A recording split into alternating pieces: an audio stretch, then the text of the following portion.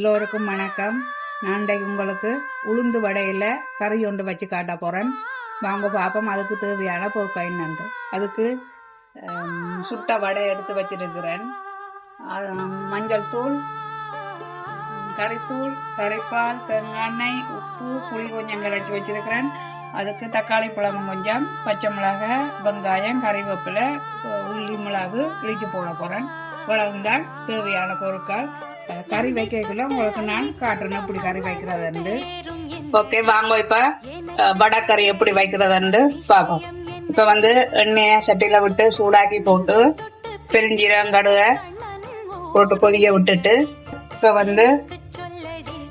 வெங்காயம், பச்சை மிளகாய், கறிவேப்பிலையும் போட்டு வதக்குவோம்.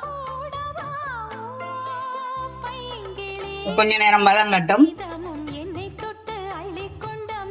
பாருங்க, இப்ப வெங்காயம், மிளகாய், கறிவேப்பிலை எல்லாம் வதங்கிடுது. இப்ப நான் உள்ளி, மிளகாயும் போட்டு அதே முறுக்கா சேர்த்து கிளறி போட்டு பிறகு தக்காளி பழத்தையும் போட்டு பழப்புளியையும் போட்டு அதுக்கு தேவையான தூளையும் போட்டு மஞ்சள் தூள் கொஞ்சம் போட்டு தேவையான உப்பும் போட்டு, இரண்டா வடைக்கும் உப்பு போட்டு தான் பொரிச்சது. அப்ப வடையில உப்பு இருக்கும், அதால பார்த்து தான் போடணும். இப்ப நான் கொஞ்சம் உப்பு போடுறேன். உப்பு போட்டுட்டு இதுக்கு கொஞ்சம் தண்ணியை விட்டு கொதிக்க விடுவோம்.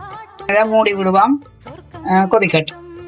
ஓகே, இப்ப பாருங்கோ, கொதிச்செடுத்து தூள், உப்பு, புளி எல்லாம் போட்டு கொதிச்செடுத்து இப்ப நான் இப்பதான் இந்த வடையை போட போறேன். இந்த வடை நான் முழுசா போட இல்லை, வடையை பிச்சு பிச்சு போட்டு தான் போடணும்.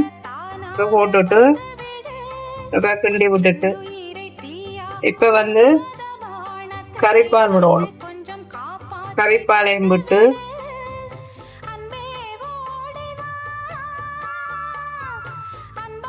திரும்பவும் ஒரு கிளறி போட்டு இதே முருகா மூடி விடுவோம்.